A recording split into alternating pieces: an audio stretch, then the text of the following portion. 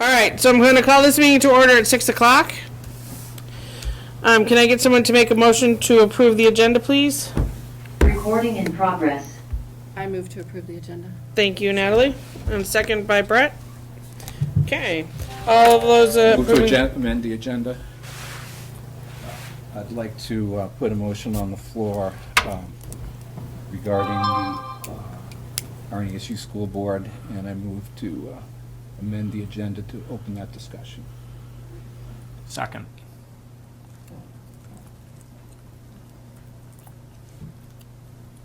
Are we allowed to ask questions? Yeah. Is this something that should have been warned for the public ahead of time? And No, I looked up the law. There's no need to warn it. The meeting's warned. The board has the legal right to amend the agenda, and that is... I guess that's, I'm not asking if it's ESA legal. I'm asking if 312. if it's wise to talk about something like that without warning the public ahead of time. Well, and we only have 7 board members here. I mean, we do have a quorum, but I think that requires more of us. Don't you? Got motions out there, sorry. I think the nature of it is not something that the public would be wondering, why was this not warned? I don't even know what it's about, so. Okay, well, so all of those in favor of amending the agenda to include this discussion, please signify by saying aye. Aye. Can you guys put your hands up so I... Okay, and all those opposed? Okay, ayes have it. We'll put it on at the end here under governance process. I'd like to move to, that we discuss it first, since we're going to have people leaving the meeting. I don't think so. It goes under governance process. Thank you. All right, communications with parents, citizens, and staff. Is that Brett Mullen? Yep. Okay, thank you. I just wanted to make sure I had another board member online. Okay, communications with parents, citizens, and staff. Is there anyone here that wants to engage the board? Okay. We're going to move on. Consent agenda. Can I get someone to make a motion to approve the consent agenda, please? I'll move to approve the consent Second. agenda. And Greg, okay. All those in favor of the consent agenda, please signify by saying aye. Aye. All those opposed? Any abstaining? Okay, thank you for that. All right, presentation, strategic planning update. Max is on the call. Oh, there he is. Hi everyone, are you able to hear me? Yes. Excellent. So I'm going to share my screen so all of you can see. So I just wanted to give you a brief strategic planning update of what we're doing. And to kind of set the stage, I want to talk about the importance of strategic planning before we kind of get into the heart of what we have been doing. So a strategic plan is a roadmap. It kind of defines what we are trying to achieve in the district, what our goals are. And in order to decide kind of what our goals are, we need to define those goals. We need to decide what that road is we're taking, where we're going. We need to decide what matters to us in RNESU, BU, and OVU. And we need to decide what we want to achieve. It's really important because our students today are planning for careers that don't exist right now. In order to keep pace with the needs and the changes that are going on in the world, we need to rethink our plans for the future, and we need to think, how will we best serve our students in this new era? You know, how will we help the kids who are in kindergarten right now be successful when they graduate? So a strategic plan establishes that direction that leads to our goals and focuses our efforts on how to get there. It helps us prioritize and make sure we are doing the right things at the right time. When we have turnover with teachers, we have turnover with administrators. We want to make sure no matter what, we are still on the right path and we have that charted forward. So even on the busiest of days, all of our staff know exactly what needs to be on the top of their to-do list in order to be successful. So there's a lot of stages to the strategic planning process. So this is kind of the calendar for what we are hoping to achieve with at the end the board's approval. So far we've gotten through our vision, mission, and core values. We've established our theory of action, and we are currently in the process of establishing what our priority areas are and moving on to our goals. So what we have done so far, so we developed teams to work on strategic planning. These include our core planning team, which is made up of a group of administrators, teachers, parents. We have our student voice teams. So these include our student councils at the elementary schools. We also have our student advisory committee. We have our schools, we have our departments, we have our Compass team with the principals, and we have other teams as well. We have our parent advisory committee, as well as a number of other teams that are working on strategic planning. So the first thing we had to do was affirm our vision.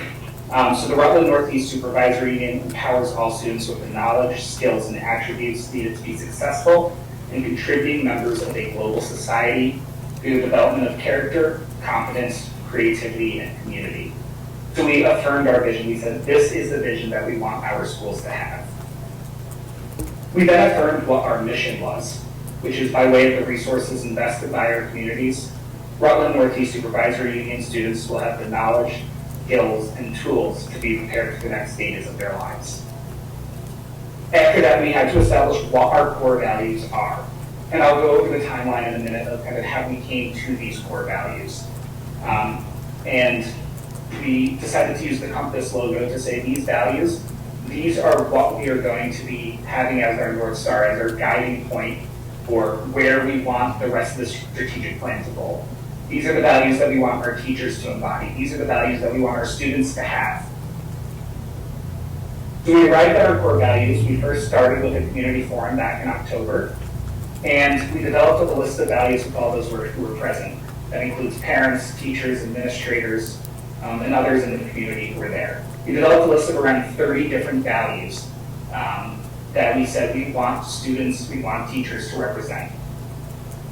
Then on November 30th, we had a core planning team meeting where we narrowed down that list of values. And then in December, we selected what those final 9 values that we wanted to define us were. Finally, in January, we finalized the logo design after vigorous debate on the core planning team of what values we wanted to be kind of at the heart of that, how we wanted this to be aligned. So that's what we've done so far. So now, where are we going? And in this section, I have included some examples of some other strategic plans from other districts that we have seen that we're kind of using for inspiration with our core planning team and with the strategic planning process. So, priority areas. These are how we structure the strategic plan. The priority areas, these are the pillars that the strategic plan rests on. And we're actually currently working on developing these, like I mentioned earlier. So these priority areas, they're based around our vision, they're based around our mission, and they're based around our values. So we've had a number of meetings already about these priority areas. Back in January, we hosted a joint student and parent advisory committee meeting. That was a great meeting because we were able to see kind of how students look at these different values, how parents look at these different values, and how school members and school staff look at these different values. And how we wanted to prioritize them. We've had core planning team meetings on January 10th as well as on February 8th. Next week, on the 29th, we'll be having our next core planning team meeting, and all of you are welcome to attend. Please just send me or Kristen an email saying you want to be there. We'd love to have you. And we'll be finalizing what our priority areas are at that meeting. So here are some exemplars from other school districts. And this is, like I said, this is kind of how you structure, how you kind of define what the rest of your strategic plan is. This school on the left, their 3 priority areas are academic excellence, well-being, and family engagement, and then professional and operational excellence. So that's one way to structure a strategic plan. The other example on the right is a different way to structure a strategic plan. They have their priority areas as students, families, staff, community, and the district. So at our next core planning team meeting, we're going to be saying, how do we want to establish this? How do we want to structure our strategic plan? what are these priority areas we're going to have. After that, we're going to develop our goals. And these goals are going to be specific and they are going to be measurable. These goals are the heart of our strategic plan. This is what we are hoping to accomplish. These are going to be both short-term and long-term goals. What do we want to accomplish in 1 year? What do we want to accomplish in 5 years? These goals will be developed with multiple teams, including that core planning team, students, parents, as well as administrators. After developing our goals, we're going to develop research-based best practice strategies to help us achieve them. These strategies are going to be paired with specific and measurable metrics to help us track our progress. These strategies and measures, like I said earlier, will be both short-term and long-term. We have our long-term goal, our long-term strategic plan of where we want to go, but we need to have those goals, those wins along the way. Here are some exemplar measures from other districts showing, right, percent of parents who report favorable opinions of the school. And over the years, is that number increasing? How can we increase those numbers? How many voters do we have in the district? How can we increase the number of voters that we have when people come to the polls? And like I said, please get involved. Our next core planning team meeting is on the 29th. It's going to be from 4 to 5 p.m. We meet bi-weekly virtually. If you would like to join, please feel free to email me or Kristen. And to learn more about strategic planning, there is a strategic planning page on our website. Does anyone have any questions for me? Can I just say something? So first of all, super rude of me. If you don't know Max, Max is our communication coordinator, and we love him. He was our tech coach before that previously. Max has taken over a lot of the facilitation for the strategic plan, so although I sit on all of the teams, Max tends to coordinate and manages it from the website as well. And just a reminder that the RNESU mission and vision sits up here, and then each board's sort of global ends sit below that, and the strategic plan is again below that. So the strategic plan is sort of the how we're going to finally get there. Like as a superintendent and the board, I know we've had conversations about the global ends aren't necessarily very easy to measure, to be able to point to we've been able to succeed in this or not. The strategic plan sort of allows us to do just that, to say here's where we're falling short, here's where we're focusing, here's what the actual metric is.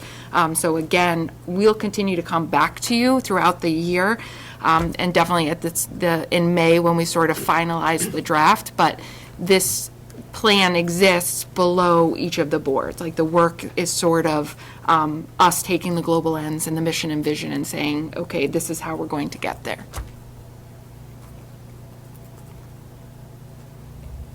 Any questions for Max or, go ahead. I know this is kind of a strange question, but, you know, since we have these goals and this, you know, this strategic plan, and the students are really the ones who will fulfill that coming into fruition, is there going to be any communication to, like, along the way that the students will be like, oh, these are the goals? Yes. And like, I mean, to leave them out of the conversation, to not like constantly letting them know, like, these are the goals, this is what we want. Yeah. It's like we're measuring something and they don't know the goals. So Max sort of alluded to it a little bit. We do meet with the Otter Valley Student Advisory Committee. They've all had the opportunity to dig into this. We're also planning in this, and I've done the same with the elementary student councils. So they've had the opportunity to talk about, you know, if we say the value of community, what does that mean to them? What does that look like? How do you help me develop community in 5th grade at Neshabe? So we've had those conversations and they will continue. And we're also planning a student leadership summit. Did we decide, Max, was it April or May?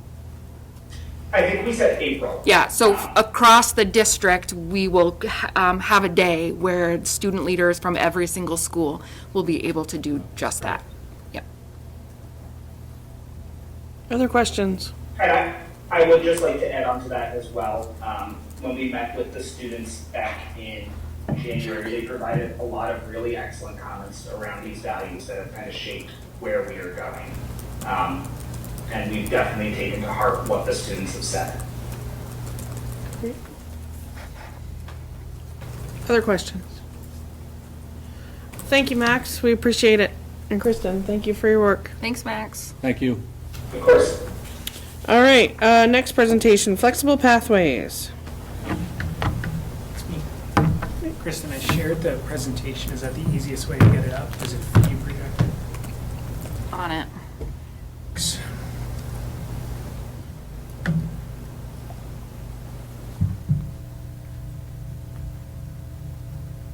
So I'm going to talk briefly about flexible pathways. Last November, December, I think I made a similar presentation to the board. But now a year plus later, just want to share a little bit of how the work has changed and how it's grown in the last year or so. So go ahead, Kristen. So we're going to talk about the state policy context, which is what we always want to keep coming back to when we talk about flexible pathways. Vermont continues to have probably the most, or one of the most supportive environments for flexible pathways in the country, particularly at the 9-12 level. And then I'll tell you a little bit about current flexible pathways programs we have here at OVUHS. So there's three, what we refer to as the three legs of the flexible pathways stool, or the three legs of a system of personalized education. So two are legislative. Personalized learning planning is part of Act 77, as is a series of different flexible pathways opportunities. And then in the education quality standards, it lays out the relationship between proficiency-based education and proficiency-based graduation with flexible pathways. So you have to attend to all three of these in order to allow all students to engage in meaningful experiences that prepare them for life after high school. So for example, if you had a really robust system of flexible pathways and you had proficiency-based education, but you didn't have personalized planning, you'd have a bunch of great options and you'd have a viable system of making sure that they're rigorous, but students wouldn't know how to access them or be able to connect their interests to pathways in school. If you have personalized learning and you have personalized learning planning and you have proficiency-based education, but you don't have flexible pathways, kids are telling you, here's what I want to do, here's what I want to do, but you don't have those options for kids. I think the most common trap is if you have flexible pathways and you have personalized learning planning, but you don't have proficiency-based education, then you have a system where it's kind of all over the place. You have kids learning in lots of different ways, kids learning lots of different things, but you don't have a core standard of educational value that you can keep coming back to. So that's where proficiency-based education comes in. Are the education quality standards produced by the Department of Education? State board. They're being updated, and I think there's a finalized version that'll be in play pretty soon.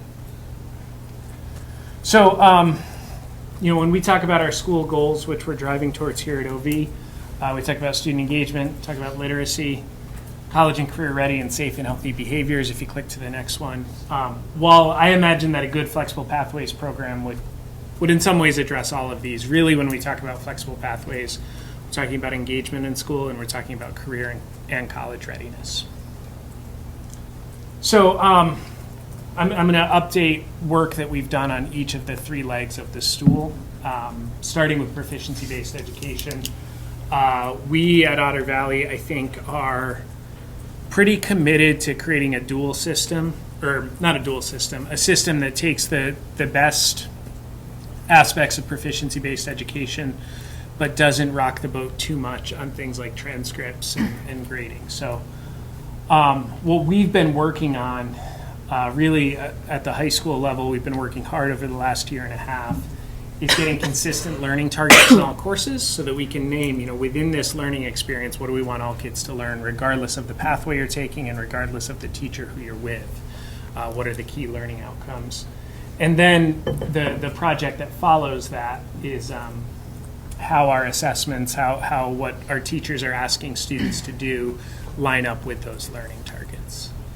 I think go back one, Kristen. I think something that is still a project here, and I'm getting in the weeds a little bit, is the big value of proficiency-based education is when it connects to pathways. So if we say, here's the package of learning that needs to happen, we don't care where it happens. Then kids can learn in lots of different ways. We're still working on, what is that core of learning that has to happen in what's currently, say, English 10, but could happen in lots of different pathways. We haven't really tackled that work yet. All right. Another thing that we've done is we've really set a North Star for how we're going to make decisions about flexible pathways. So we want them to be cost effective. So we don't want to create duplicate programming, and we want to maximize economies of scale. We want to really think about equity.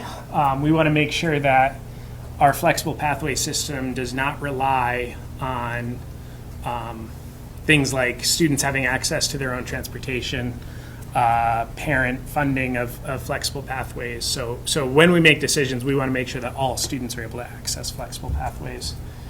And then almost fundamental is that the pathways students access should connect to their interests, passions, and needs. So we make sure that what kids are writing into their personalized learning plans is the flexible pathways that they're able to access, so that there's a connection there. Go ahead. So then we think about our flexible pathways in a couple of different ways. One is the things that we offer in-house, and the other is things that we have partnerships with community partners on.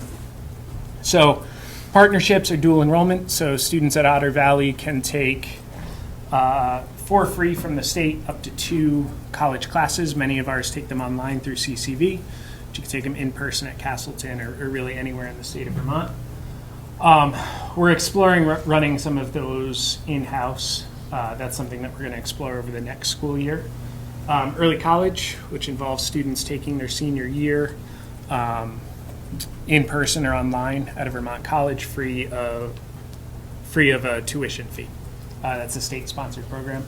I think folks know a lot about the career and tech ed system in Vermont. At Otter Valley, we send our students both to Stafford Tech and to Hannaford Career Center. High school completion program through Vermont Adult Learning is when students have disengaged from the traditional education system, but are looking to gain that high school diploma. And online learning, we're a partner school with the Vermont Virtual Learning Cooperative. We are able to access 50 seats in that program by supplying a teacher. So we have a teacher who teaches a class as part of her responsibilities. And as a result, our students are able to take courses from any class in the Vermont Virtual Learning Cooperative. In-house, just like many high schools, we've got lots of elective course options that allow students to engage and kind of dip their toes in a few different options.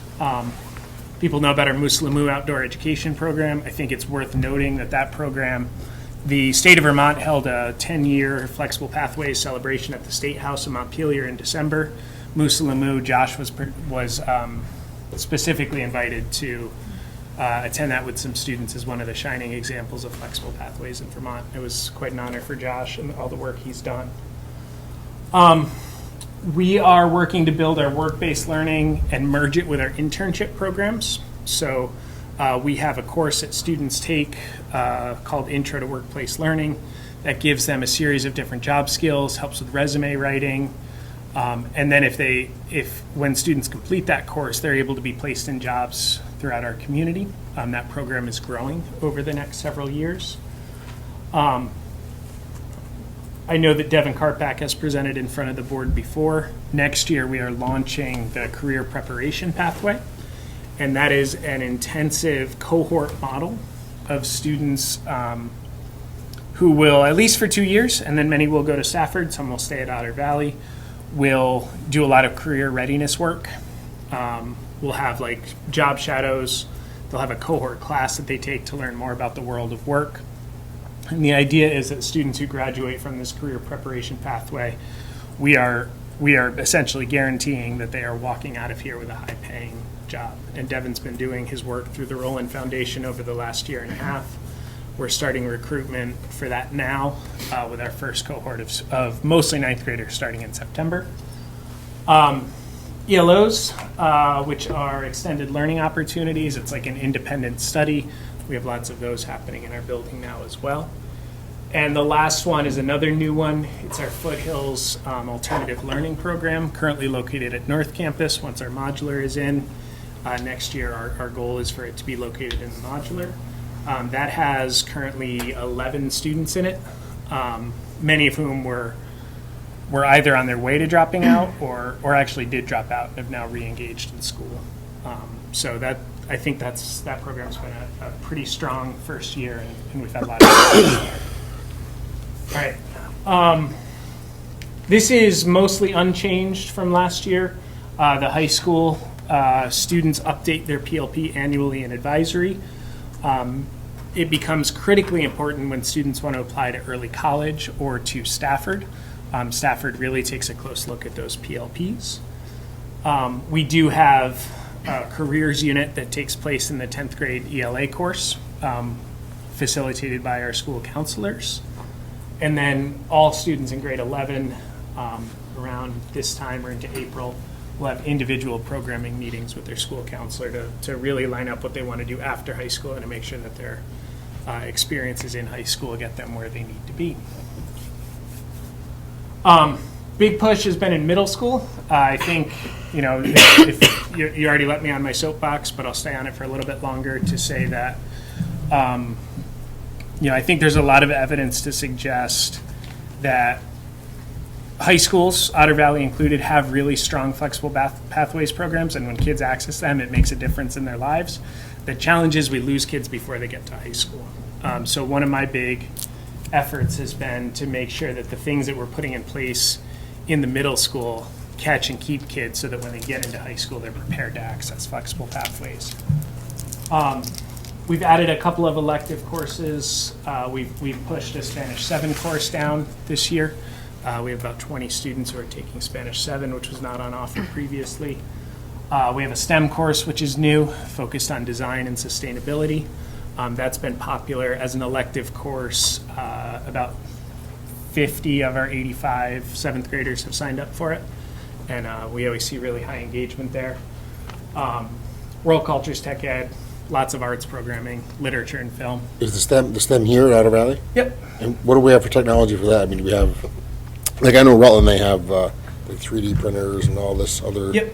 So we have 3D printers. We're working, we may be able to purchase a laser cutter. That's something that we're pursuing. The STEM course, though, is largely a low-tech course. So they did do some 3D printing, but it's really about the design process. And then in Tech Ed, which is a grade 8 offering, that's when students are doing more woodworking and 3D printing and that sort of thing. Each of our middle school students, most of our middle school students designed a PLP website this year. And they featured that at the Celebration of Learning, which had really high community interest this January. The Celebration of Learning students did a presentation on pieces of work from the semester that they were most proud of and reflected on how they grew as learners in the first semester. And you saw kids there was a student who wasn't even a school-based learning, but he had shot a deer in Illinois and he was super proud of it, so he wanted to present that and talk about how he grew as a hunter. And then you had students picking work from ELA. Kids who picked like a lot of circuits from the science course that they had built. So it was a really cool experience to see that. And this is in order over the course of the year. In early March, students are going to be doing a career interest inventory and some aptitude test isn't the right word, but and that'll feed potential careers that they might be interested in. That will culminate with a career day happening April 5th, where we have folks from around the region excited to share and talk about careers with students. And then we're working through an 8th grade unit that sort of helps students reflect on their last 2 years and what it means for them in high school. That's still really in development at this point. I think that's all I have. Questions for Mr. Repo? Well, I think first that there's a whole lot to congratulate you on for the last year. Some of this stuff, like the emphasis on making sure that every kid in the school has access to these programs, I think is just tremendous. The early planning, the movement toward work-based learning and internships, all of that, I just think is fantastic. My question is about the timeline for the academic assessments, because until, as you implied, until there's a consistent way to measure academic assessments, it's going to be very difficult for especially juniors and seniors to complete internships and so on if their day's broken up. How's the progress on that, and how soon do you expect to be ready for? You talking about state assessments or local? I'm just echoing your language at this point, so. Okay. Yeah. So, so I think we're starting to. I think one of the challenges that we have, it's a really positive aspect of Otter Valley, and something that also presents a challenge, is that students need a large number of credits for graduation. 27 is high by regional standards, which is good. You know, it forces a rigorous program. What we're trying to do is to take some of those credits and wrap them into flexible pathways. So as an example, students in the career preparation pathway, Devon's program, will earn 1/4 of a credit in ELA and social studies each year. So over the course of 4 years, that will knock out one of their ELA and one of their social studies credits. We're having similar conversations about the personal finance graduation requirement, and can that be in various places across our school?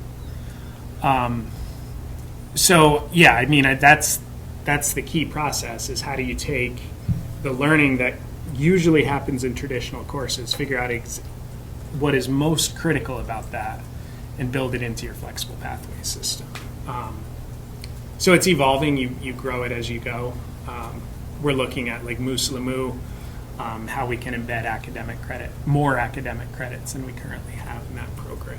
So it's a work in progress, but it's really important work, because if you have to get, if it's just what you get after you've done everything else, then you lose kids along the way. If flexible pathways are built into the experience, then more kids are going to engage in them. As a follow-up to that, is the state, I'm just going to put this crudely, is the state an impediment in any way, or the state assessments? I don't think so. And in fact, several years ago, Rebecca Holcomb, when she was the education secretary, shifted, because of flexible pathways, shifted state assessments where the big ELA and math assessments take place in grades now 3 through 9 or 4 through 9.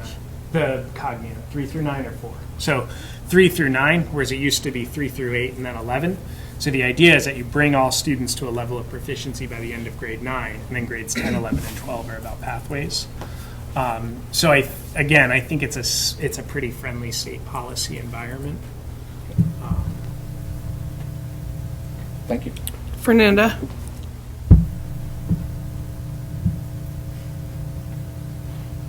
Fernanda?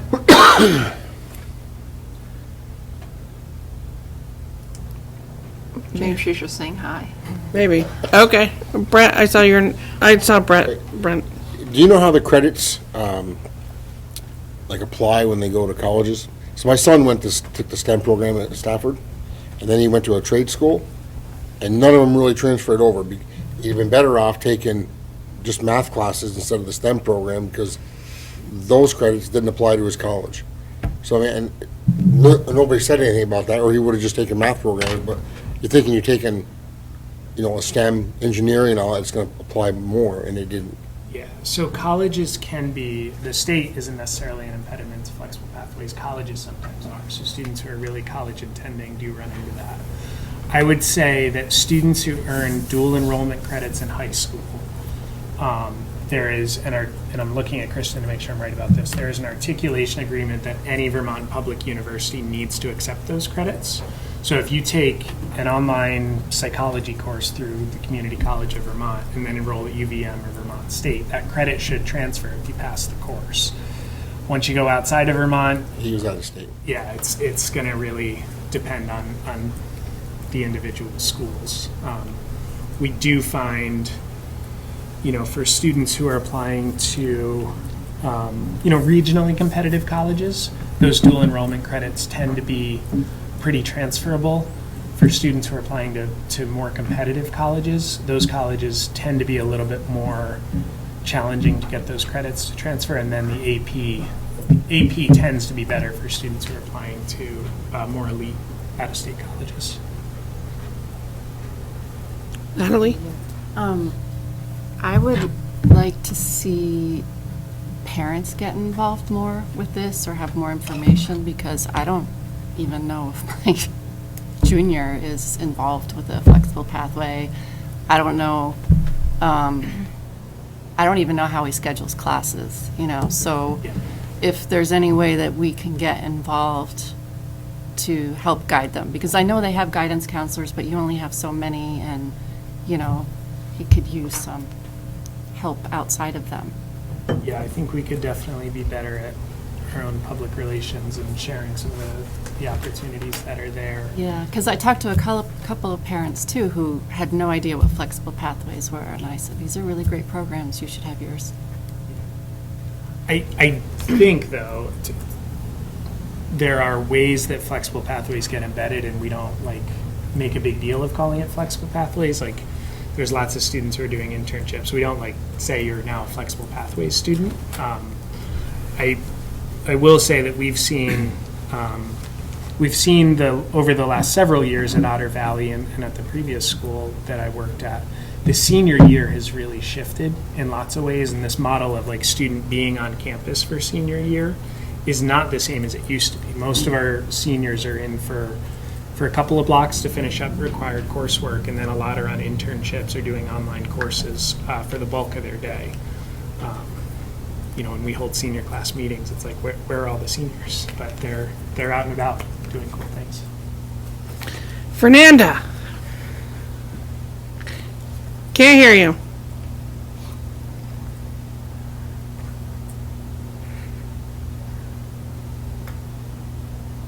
Halfway there, can see you. Can you hear me? Now we can. Yep, there we go. Okay, sorry.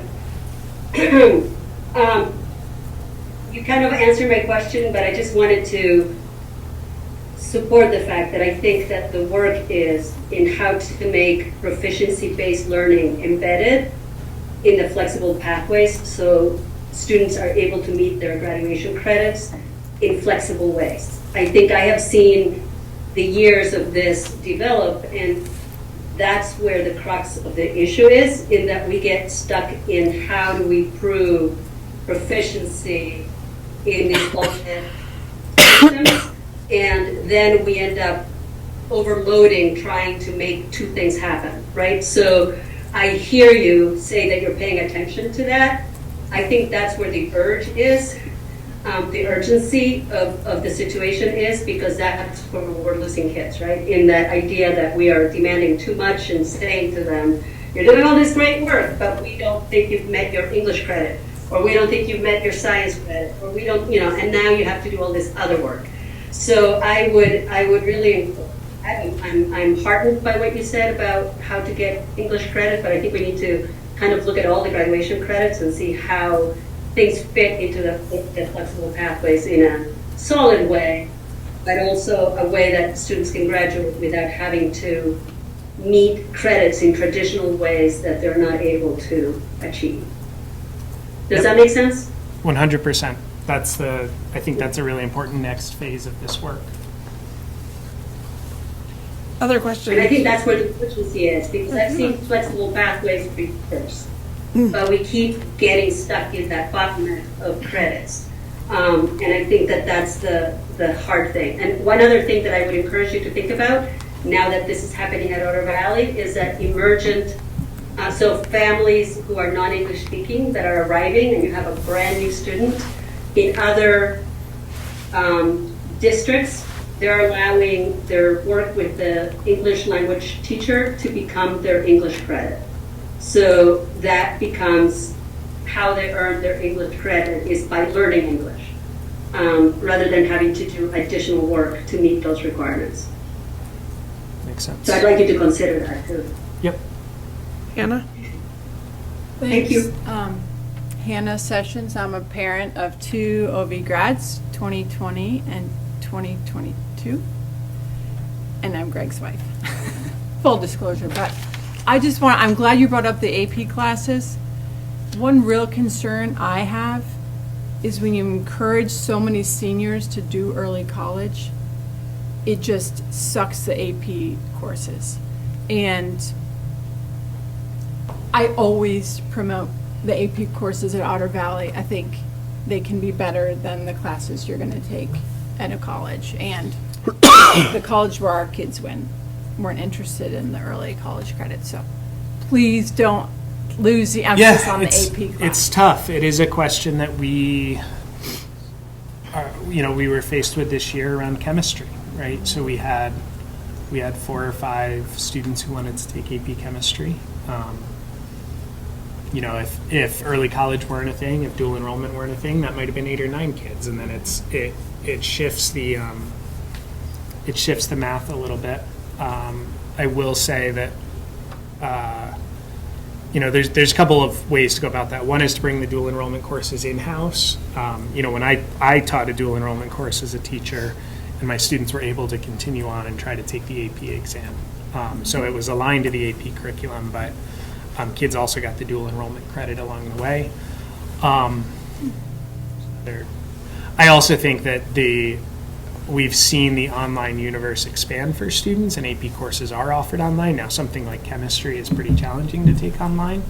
But yeah, it's a question that small schools need to kind of grapple with on a yearly basis when you're faced with, can we drive down, if we don't run the AP chemistry course and that teacher is freed up to do something else, maybe we can drive down class sizes in 9th and 10th grade. But they're tough decisions when you're looking at a reasonably small cohort of students who are taking the APs. Yep. Any other questions for Mr. Ruppel? Thank you very much. Thank you. Appreciate it. Okay. Act 127, which is now H850, for those of you who are following along in the legislature. Our annual meeting is next week. However, we need to kind of have a discussion around what's happening in the legislature right now and how that affects our budget that we have presented to the public, or will present to the public. So, for those of you who don't know, the Act 127, which was essentially had guardrails and 5% caps and all that good stuff, is gone now. And H850 is wheeling its way through the legislature right now. It's currently in the Senate. They're expecting to vote on that in the next couple of days and then present it to Governor Scott. But the question is what happens to our budget that we have presented. Currently, that budget is 11 point something. I don't remember the 2 digits after it as an increase. We did that with the best of intentions, knowing that we should be within the 5% cap, and that was going to do well for our taxpayers, and we were good with that. That's now off the table. And so the budget that is currently out there that people will vote on March 5th right now is at that 11 point whatever percent increase. That we're paying for, they're going to have to pay for all of it. Yeah, that's right. That's exactly right. They're going to have to pay for all of it. So, I guess what I want to do is start with what questions do you have, and then that might roll into... And can I just say one thing Yes, really quickly? absolutely. Act 127 is not gone. Act 127, as it stands, still exists. Act 127 is what changes our student weighting formula, right? So that still exists. What H850 does is it changes the tax rate transition, what Brenda talked about like ad nauseum for, hey, 5 years, here's sort of how you're protected. That's what changes. And then what also is a part of H850 is verbiage that gives the secretary's office, like the state secretary, $500,000 that they can push out to schools if you choose to pull your budget back, take a look at it, rewarn it. School districts won't sort of incur the costs. If you decide to do that, all H850 says is that you have until April 15th to make that happen.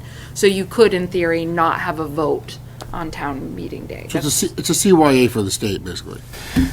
It's a, Over your, And it's, and I'm sorry, Kevin, and although the Senate goes for second reading tomorrow, while this is happening, Act 127 is still in effect, right? Like, so you also are assuming that Scott will, in fact, sign off on it.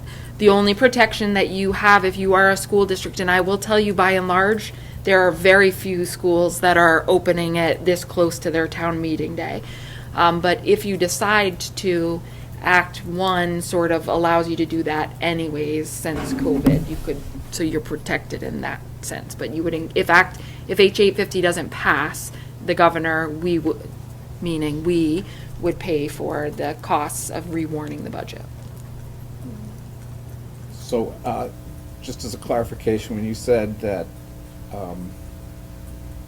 H850 changes 177 regarding the guardrails, you mean they're going away? Yeah. right. And Well, for us, they're going not For everyone. Yeah. For everybody, everyone. for everybody. The whole and- state, and the only thing, and I don't know if you all remember the legislators when they were talking to us about, oh, but there's quite a few schools that will, we've got this additional protection. The schools that have the additional protection are very wealthy towns that did not suffer from the new weighting formula, or suffered from the new weighting formula, right? So other schools, like say Otter Valley, gained some per pupil numbers because we have a high enough number of students on IEPs, living below the poverty line, some rural sparsity. All of those things helped our per pupil, or our weighting numbers. In, say, wealthy districts, and I'm not going to name names because I need my friends, but those school districts that were wealthier, and they took a hit with Act 127, they now, in new H850, have a cent protection for 5 years. So. I have another question, and that's, I'm confused about the calendar now. They were talking last meeting about pushing things back to April 15th possibly. Is that on the table? If you, as a board, say, let's reopen, let's take a look and see, let's make some cuts, you have until April 15th to vote in. What would, Actually, we could go beyond that, but if we go beyond it, then the state won't reimburse it. You 'Cause can't go beyond it for your first vote, you can go beyond it for your second votes. And you can always go beyond it for your Yeah. second vote. Yeah. okay, so for the second vote, we don't have a date that we have to have the second vote. Like if you rewarn it, Yeah. and you get your first vote in by April 15th and your budget fails, I'm not asking that. I'm asking if we allow our budget to happen on March 5th, what is the deadline for a second? there isn't. There isn't one. There isn't. Okay, It's the thank same you. as it always is. That's what I want to know. Okay. Brent? Didn't the state change the yield also? Yes, they Yeah, slightly? and we have no idea what is going to happen. If they're right now sort of anticipating they'll save $50 million by asking schools to reopen. There definitely are districts that padded their budget, and they would be still, I mean, I know they've gotten a lot of bad publicity, but as it was presented initially, it felt like free money, right? Like when we talk about it, we're like, how do you there's a difference between 5 and 10, someone's paying somewhere. But if I'm a business manager or a superintendent and I say we have these protections, so there are schools that have opened, most of them are not in our region, that I don't want to say padded their budget because that's not fair, but used it, for instance, put in $5 million for deferred maintenance, right? That have since gone and taken it right off the table. But that is not common. And around our region, I don't know of any. Addison Central might be taking a look, but in our southern region, I don't think anyone's reopening. What did the RNESU board decide on this same subject? RNESU doesn't have a vote, so it's just BUU and OVUU that have votes out there. BUU felt that their budget was fine and that they were continuing on. What was their increase? I don't know that. A little bit less. I'm pretty certain when the town sees it, it's gonna fail. I can't imagine the town pushing that through. Well, Can we have a stringent plan, like another one? Can you make one to propose afterwards, or are we just on the hook with a short period of time? I mean, can we already foresee what we're gonna do if it doesn't go through? So here's the thing, if you're asking me very honestly, I feel very strongly that the budget that was presented to OVU, although we did take, we did use the guardrails to sort of protect our taxpayers. I feel very strongly that the budgets that we presented to you all and you ultimately agreed on is what's in the best interest of our school. So I don't think that we shared a budget that is padded in any way. We in fact made some pretty deep cuts that we've taken a decent amount of hits in the public because we've sort of made some reductions. That being said, any superintendent and business manager and administrative team would be lying if they told you that they weren't already sort of working on those like doomsday scenarios, plan B and plan C if it happens. That's just a part of being in schools. So you made reductions in what, in staff members? Yes. Yeah, well, you made reduction in staff members, but you gave them a $20,000 bonus, or a $25,000 pay increase. So you took away a position and a half, gave it to one position, but gave them $20,000 more a year. How is that cutting back? But those are different positions. Well, they called it something nobody understands. It's got some title, it's this long, so nobody knows what it is, so you pay them more. That's what it So seems like. they're different positions, and they are in fact in the ones you're talking about specifically, like an intervention specialist. We require a degree of that person, and they move from a support staff to a full-time professional faculty, where we have different expectations. And I don't have any control over. You all have more control over the contracts than I do. Also, when you take a look at the budget, know that about 5% of the increase is related to health insurance, which is up 16%, and also our contractual teacher agreements, which, again, are negotiated by the board. We can't control that. And if the budget goes down, those still won't be things that we can control, right? So even if we presented a 0% increase in the budget, that means that there are millions and millions and millions of dollars in reduction because health insurance and contractual salary shifts have to happen, right? Like, we can't come back and say, you don't get your raise, you don't get your health insurance. That's not something that I can do. But yes, from RNESU to OVU to BU, and you can see them on some agendas, we reduced a good amount of staff. There are already in this budget presentation reductions. Without getting into that staff question, I share Brent's premonition that in Brandon at least, given the big ask from the town government and from the potential 11% school budget increase, I'm very wary. Fearful's the right, not right the word. Yeah, wary is a good word. That it won't pass. And those of us who've been in Brandon for a while remember 10 years ago or so when the budget went down, and then there were 5 different votes before there eventually a budget that people, my phrasing's crude, but they smelled blood in the water, and it was bad for a while. I fear if we offer 11% and then come back at 9.6 or something, that's not going to be satisfactory to people. So my at least initial instinct is to think that we need further cuts. So, Fernanda's been waiting patiently. So I'm a little confused. So we're talking about cuts that you're proposing, should we open the budget again? That's right. Correct? Kristen, I'm just trying to clarify.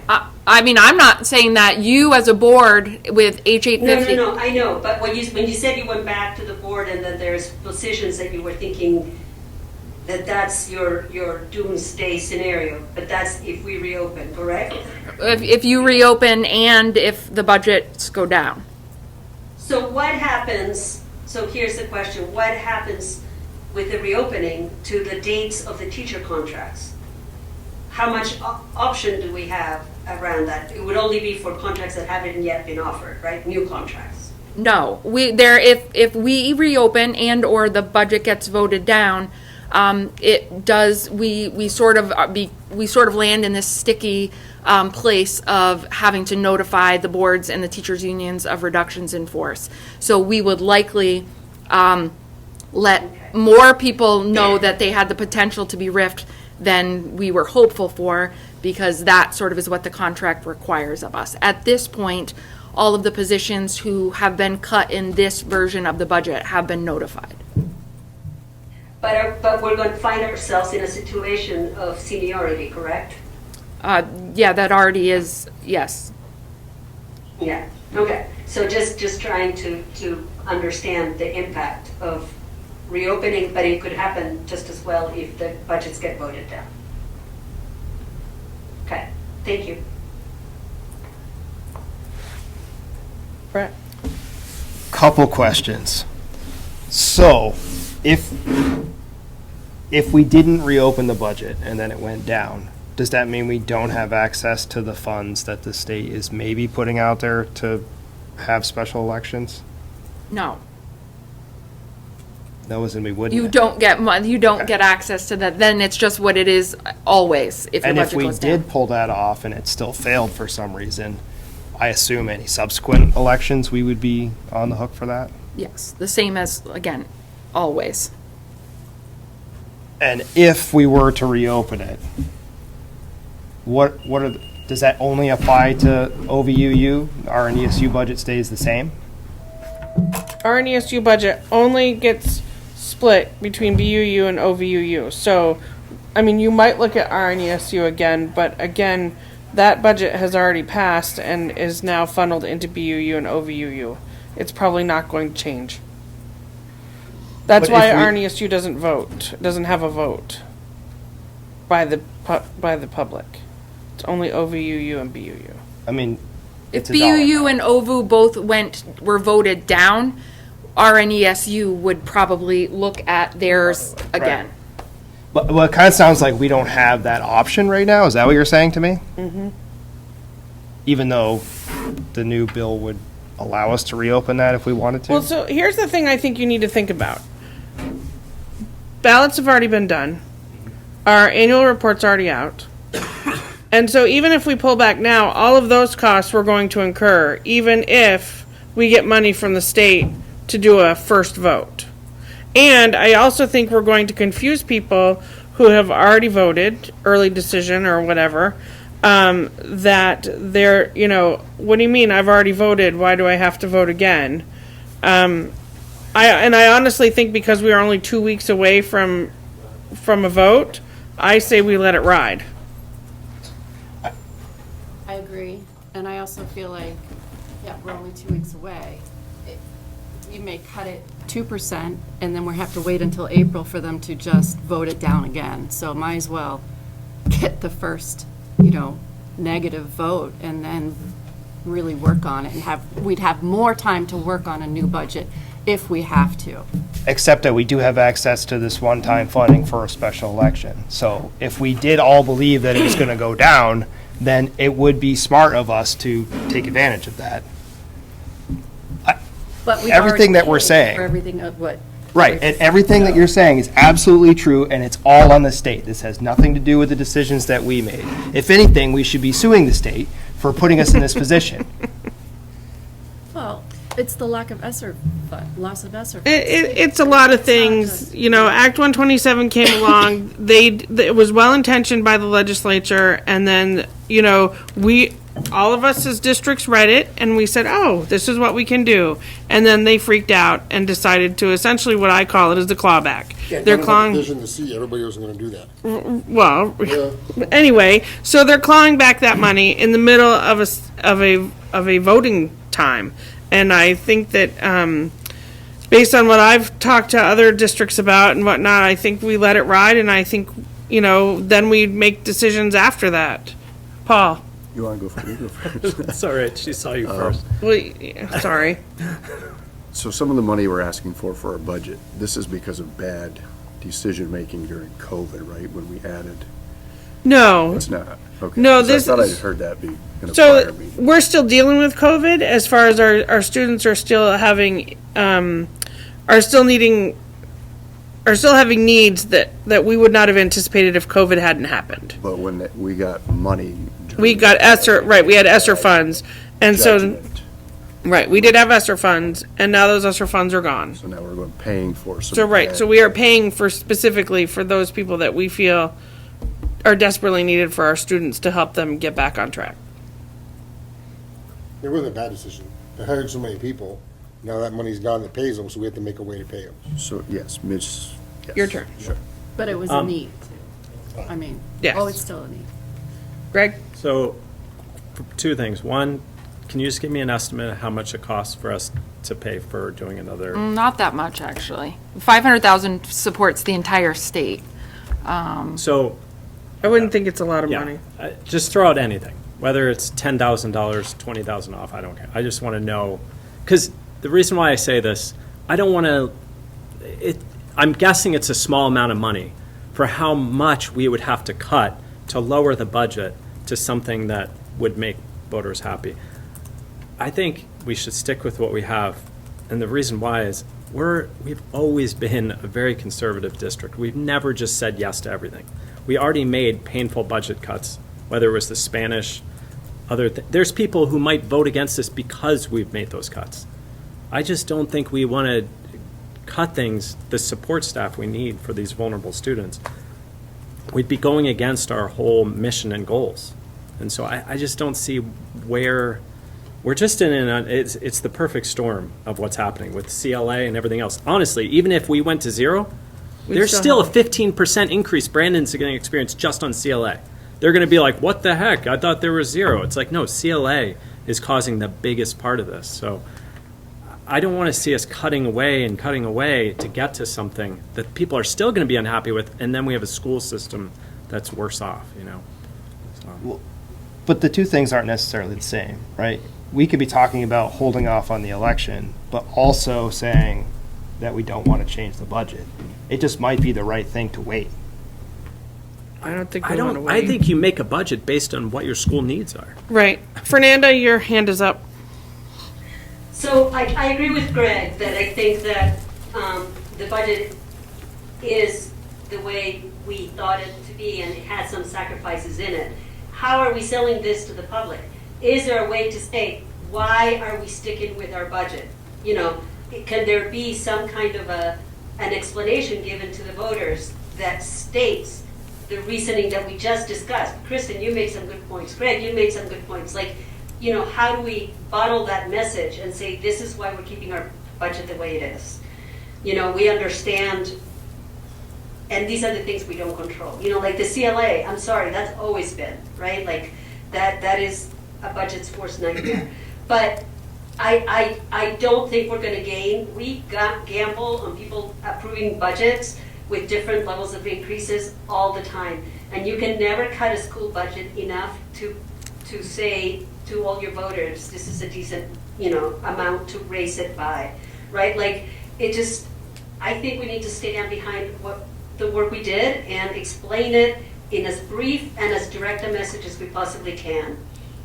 And to say, this is why we're not opening our budget, and just it's bullet points. We are not that school that has, we're not that district that has increased our budget with building projects, and we're not, here are the things that we have done. I don't know, just something brief but direct, and that states why we may not be opening the budget. I don't think that paying for an election is sufficient enough to make the changes and to give people the idea that we're going to cut their budget significantly so that they can approve it the next time.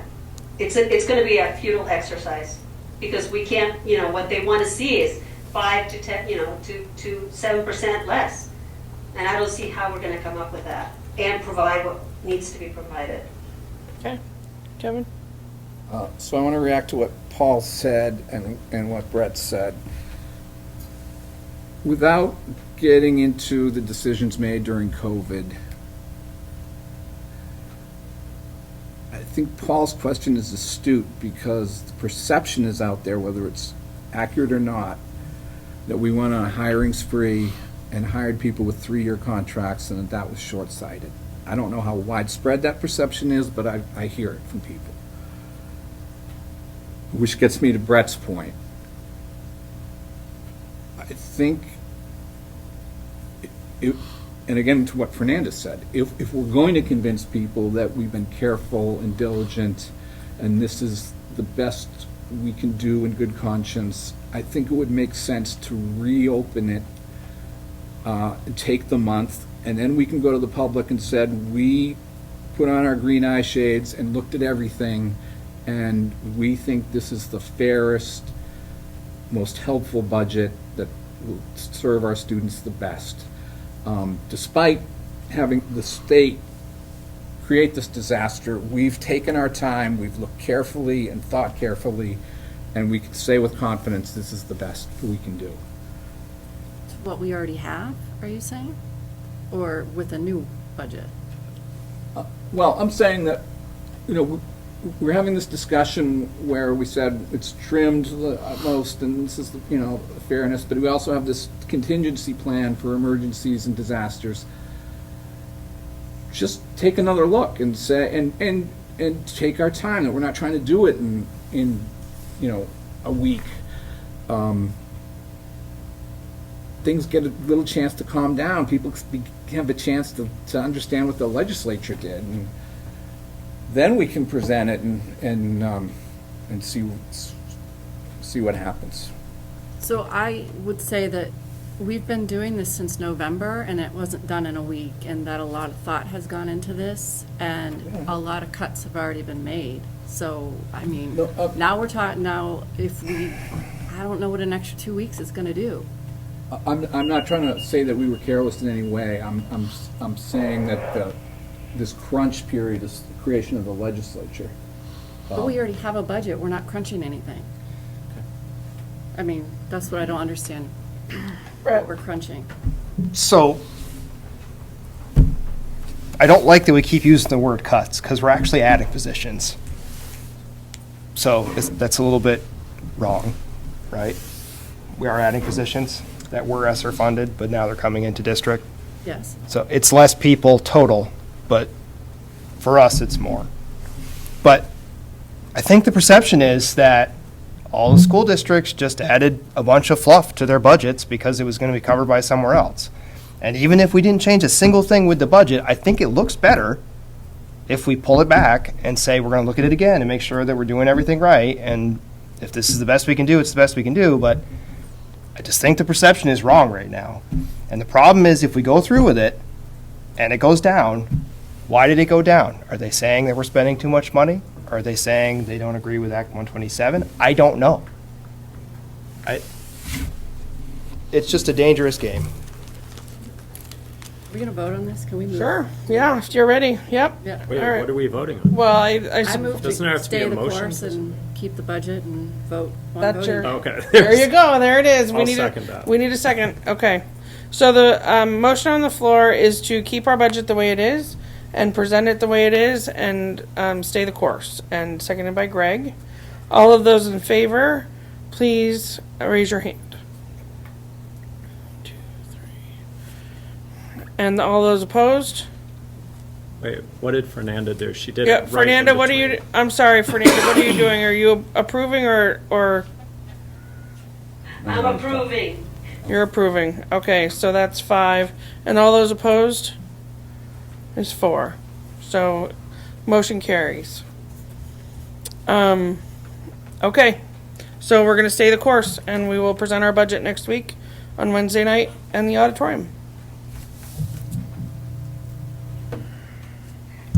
All right. And can we, is Yeah. there going to be some kind of a write-up, some reasoning behind list, or can you present it at that meeting, I guess? We'll, Kristen, I think already has all the verbiage, but, yes, we can have that Okay. prepared. Joe Public probably has no idea what the state's done in any of this. You know, it's funny, because I've seen tons of stuff on Front Porch Forum about the Brandon budget, but nothing about school Yeah, I mean. at all. you'll probably have So, verbiage. which, We need to buy an electric school bus, then we'll hear. I know, right? Anyway, okay, so facilities update. Thank you guys for coming. Thank you. Yes. Let's see, how many people do we have left? 1, 2, 3. Just 4. enough, maybe? The right number. I think 1, 2, 3, 4, 5. Oh yeah, there is just enough of us. Keep going. Okay. All right. Facilities update. So in your packet, Brenda provided the summer projects that we approved last year for summer, and so those are in there for your perusal. Did anybody have any questions about it? A lot of them are completed. Some of them are still in flux.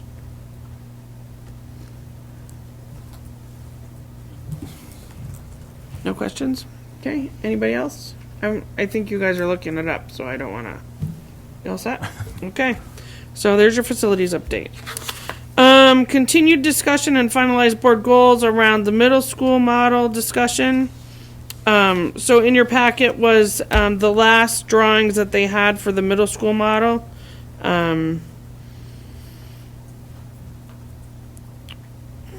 Based on our last discussion, boy, I feel like we shouldn't move ahead with that.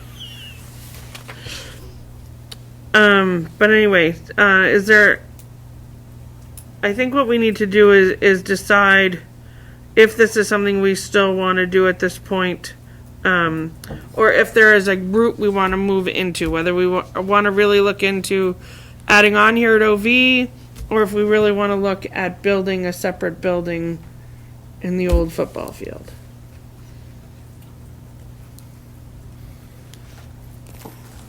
So, Mr. Ruppel has convinced me that middle school education, and our superintendent, that a middle school education are crucial years for children deciding their future and deciding whether they care or not, most of all. So, I'm not even going to comment about whether it should be attached to the building or a separate building at this point, but upgrading the middle school, I think, should be a huge priority for us. And something Peter Conlon said last week about going to this Rhode Island model of, the legislature might be moving to going to this Rhode Island model of school bonding, is something I think it's worth finding out more about, because I've told Kristen this, but my wife's cousin designed a school in Massachusetts, a town about the size of Rutland, and it was beautiful and very expensive, more expensive than a town like that could afford, because half of it was subsidized by the state of Massachusetts.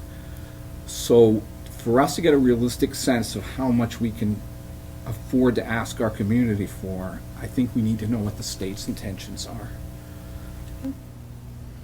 I would like to see a Taj Mahal for 6th and 7th and 8th graders. I really would.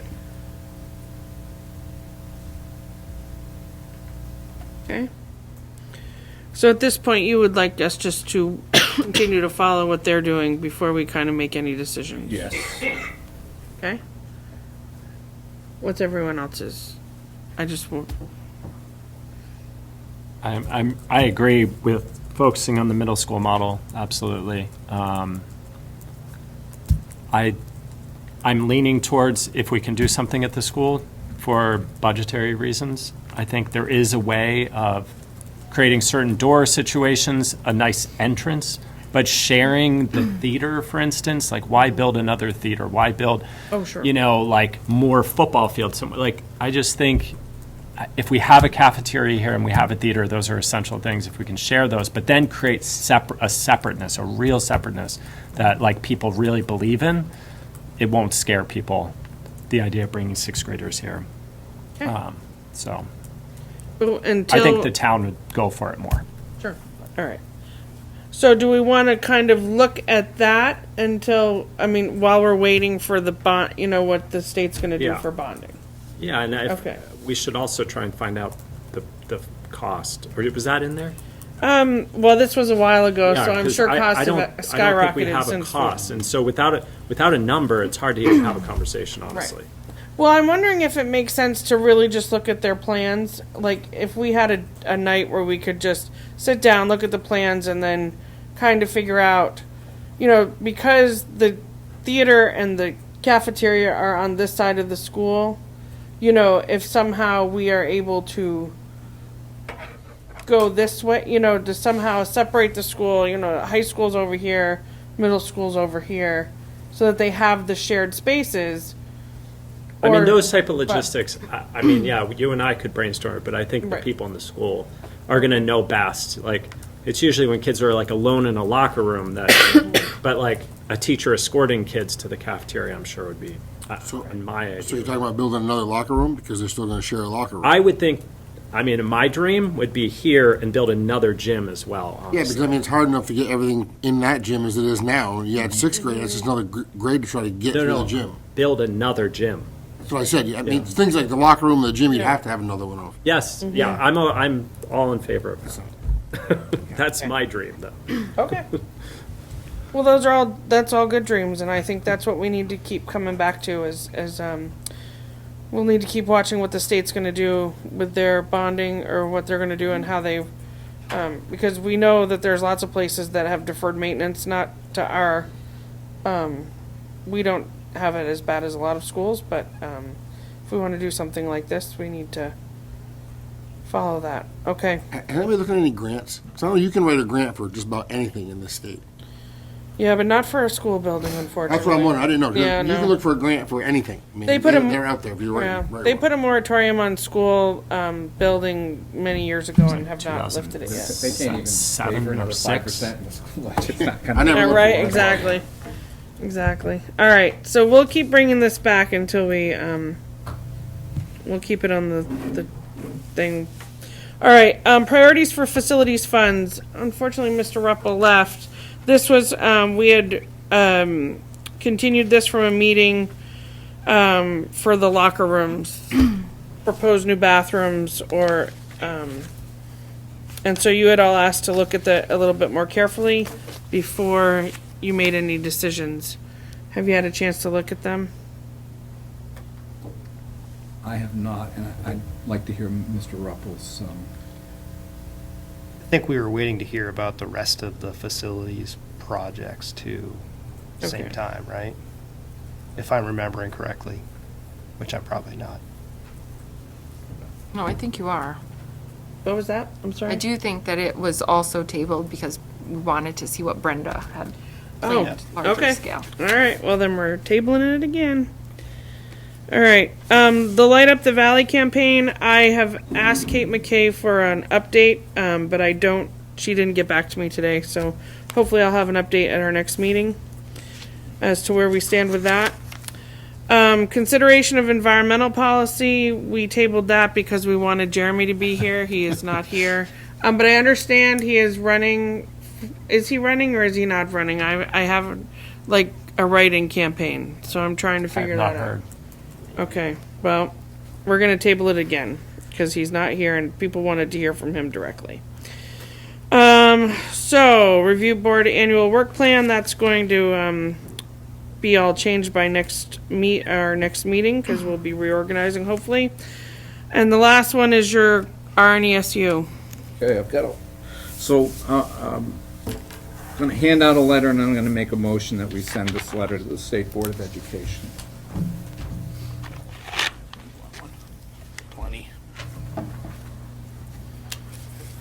How does Fernanda get to see it? It's a good point. I can email it to her.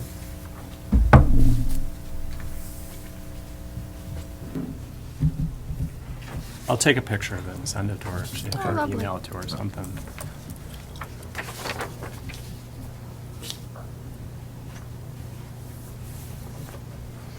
Although she might not want to give out her phone number over this, maybe we should email it.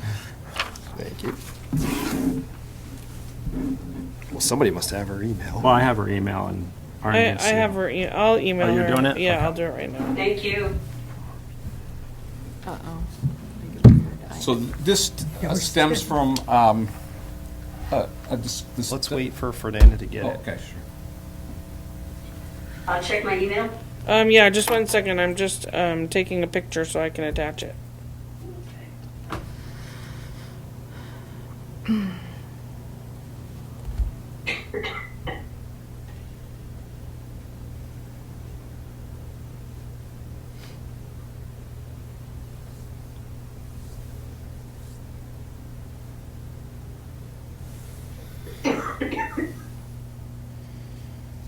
This is why I'm not there. Thank you. Okay, it's on its way to you. Oh, and while we're at it, I just heard from Kate. They have raised about $162,000. You need you to be where? 250. Does that include the money from? Yes, Burdett Fund. Yes, more than enough to order Cooper lights. Brenda put out to general contractors. Very exciting. So Well, they also had in-kind donations too, so that probably isn't captured there. that's just cash that she's Yeah. talking about. Yeah. So the 250 went down in some amount. Well, yeah, they're saying 250 because that's what it. I think.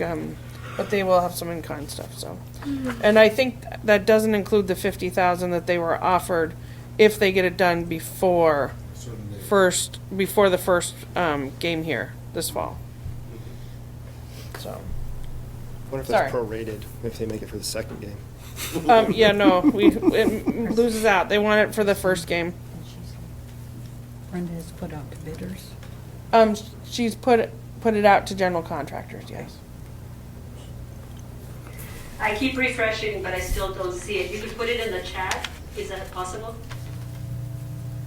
Or maybe you don't want it in the chat. I don't know. You can probably explain it pretty easily.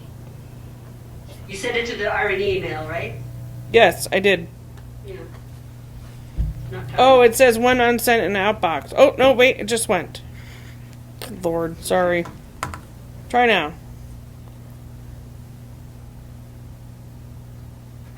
Nope, not yet. It's flying. Yeah. One more time. If not, I'm They should be in the thing. Or Listen. they Oh, there it They is. are. Okay, They- great. Ahead of time. And Michael's? Yes. Oh, okay, all right. Did you get it? Yes, she just said she got it. No, she's all the way up there in Goshen. I know, Takes right? so It takes a long. long time to fly up there. It's like there's a guy All who right. gets on a horse, Go and ahead. drives it to. So, this stems from the discussion we had last week, or the question I raised with Peter Conlon about changing the representation on the RNSU board. As I said before, I think it's a question of simple democracy that the OVUE district has the same amount of representatives on the RNSU board as Barstow does. The language in the first paragraph was suggested by Peter Conlon. I emailed him and said, how should a motion look, and how do we do this? And he suggested this language. That's why it's written the way it is. And then the basic argument is in the second paragraph with proof of the disparities in population. Now, for the most part, it seems to me the response to this has been the RNSU board works very well and everyone gets along. I don't see why that has to change if we have representative populations reflected in the membership of the board. It's not always going to be guaranteed that we in Barstow have the same interests. And I think it's just a basic democratic principle that the majority should have the most representation. So that's why I'm proposing this. My motion is that we submit this letter to the State Board of Education no later than February 23rd, 2024. Second. Discussion. February 23rd, did you say? This Friday.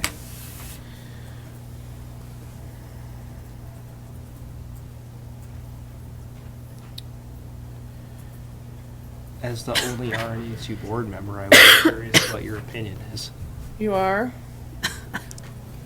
Well,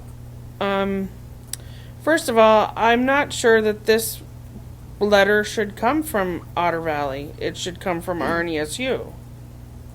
This is where this should be brought up. You have a question? Peter Conlon told us it should come from this board. Okay. He said because it's about our issue, so. Okay. So the other thing that I don't like about this is, number one, our whole board isn't here. And I don't like that only half of us would be making this decision. Especially since everyone else is watching basketball right now. And I also am concerned because if you were to have more representation on the RNESU board, then BUU won't have a say, ever.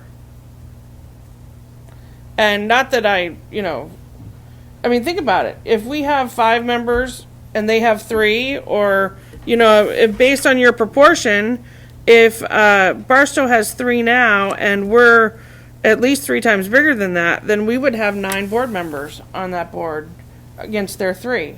So how would anything that they brought forward ever possibly come through? And then my next question is when would the interests of our kids, I'm not saying that right, and I don't want to be crude, the RNESU board exists to make sure that we have special ed, transportation, technology, food services, and administration. Am I forgetting anyone? They hire and Curriculum. fire the superintendent. Oh, yeah, I guess we do, yeah. We don't have anything to do with that. Oh, do you want to? I'm just saying, that's Okay, a pretty well, big anyway, thing. I'm just, and actually you do, because we asked for your opinion when, unless you don't like Kristen, I got the feeling. Lori, but I understand what you're saying. You know we're talking about democracy here. No, We're no, not I talking understand. about specific people. I know, maybe not. Anyway, Lori. but anyway, that's what it exists for. So we want to make sure that all kids have all of those services. Outside of that, and we order buses, but that's part of transportation. Did I already say transportation? Yeah. Okay, good. So make sure you put it 3 times, because I said transportation 3 times. Very important. Yeah. So I'm not sure what OVUU or BUU would want more representation in order to make sure that we have that for our kids and that budget comes through. So if you want more I just think that it's a slap in the face to BUU. But I do. I mean, without letting them know that we're sending this, I feel like you need to let them know that. So I just don't. I don't know what more representation from OVUU would have gotten us over the last however many years that we've been on this board. Act 46. What about the ESSER funds? What about the ESSER funds? You guys saw where all that money went. We saw where it went. We didn't decide where it went. Actually, most of the money got decided by the administration. And most of it went to OVU, but That's true too. And approved by which board? RNESU. Okay, there we go. But still, RNESU voted for it, and so did BUU. Well, maybe that wouldn't change, but I think that we need more representation from the largest population. I made the metaphor last time that if we looked at this in terms of race, and a wealthier white suburb was equal in representation to a larger African-American community in an urban area that's poorer, no judge in America would stand for it. I think we owe it to our voters, we owe it to the children in our district, particularly the poor ones, that we have a majority say on that board. And the truth is, you said that there's 9 here and 3 there. I mean, that doesn't mean they're always gonna vote 9 and 3. It all depends what it is. You could have everybody voting with the 3. There's no guarantee that who's gonna vote where. I mean, it doesn't really mean anything. Yeah, I just All look at depends it what's from. on the I table. mean, the State that was Board of what, Education is going to decide what the representation is. yeah. Greg, So a couple things. One, the legislature passed this in the last, I think, 2 or 3 years for these lopsided districts. Okay. It's not, we're not really, I just want to make it clear, I'm not upset with anything except the representation issue.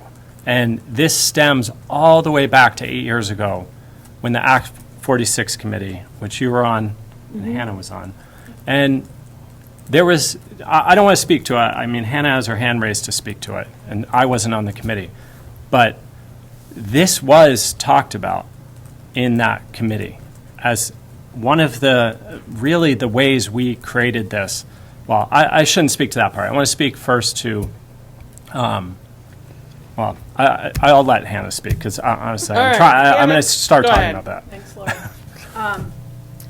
Yeah, so some historical perspective. I was on the Act 46 committee. We formed the OVUU board, and we were very mindful of divvying up seats based on population, though I think we were more generous with the small towns. And we happen to have a chair of the board from a small town. But we were very, very cognizant that we needed to have equal representation on this board. So it came down to the 11th hour, and we were sitting around this table, and we hadn't thought about our NESU level. And we all said, wait a second, like, hold the phone, like, that's not right. We were so careful and constructive about how we formed a fair democratic board at the OVU level. And the superintendent at the time, Jeannie Collins, she was like, don't worry about that, guys. We're gonna fix it as soon as we'll fix it right away. And we had a packed room. People were very concerned about this. It's not fair.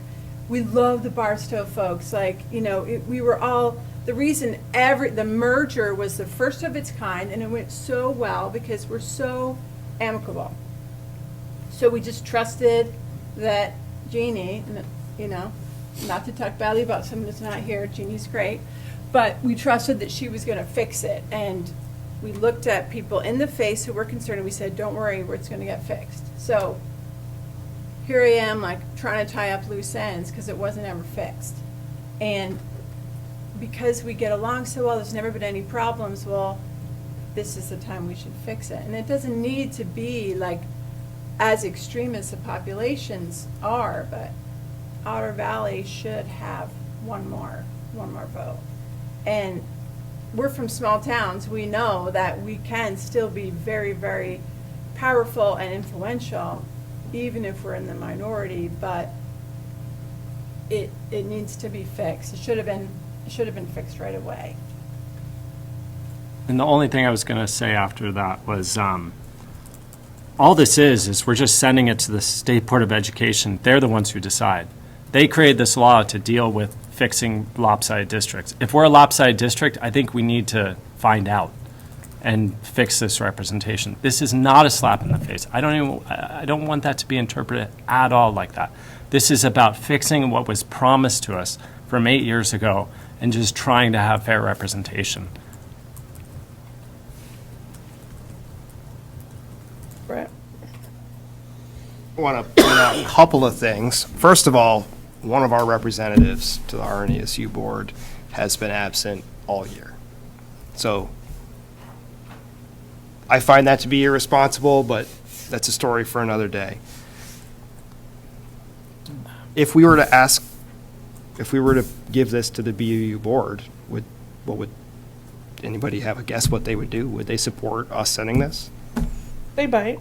I mean, I don't know. I mean, I kind of wish I'd had this before our meeting tonight so that we could share it with them. Because that's the one thing I don't like about sending this by Friday, is that we're not giving them any heads up. When's their next It's meeting? not in there. It would be a conflict of But interest. it's not that. It's just I think they should have a just heads to up. be cordial and be like, we're sending this. Yes, we're sending this. Send them a copy and tell them it's Yeah, leaving Friday. I mean, I have no problem with updating them. I mean, I think very highly of them. Again, this has nothing to do with them. This is just about 20 years from now when our board sits here, all people have no idea about Act 46. How did this all happen? And they're like, wait a second, our population's huge compared to what is going, somebody's eventually going to fix this. If not now, it will eventually, because democracy will win on this. I'm fine with showing us that, no problem Oh, with that. right, no, I know, that's kind of, I just wanna kind of give them the heads up and say, hey, this is happening, and kind of give them a chance just to say, you know, not just send them the letter and say, hey, we're sending this, kind of a, you know, this is because of whatever from 8 years ago. I don't want them to be blindsided. Nobody wants to be blindsided. Yeah, of course. Could I good to propose a move forward in friendly good faith. amendment then? Maybe we switch it to the 29th so that they can be presented this at their meeting on the 27th. No, because that's not what they're meeting on the 27th. Yeah, they've Or is already that their had their annual February meeting? That's our meeting, yeah. annual They meeting, only have one meeting a month? Yes. Yes. When's their next meeting?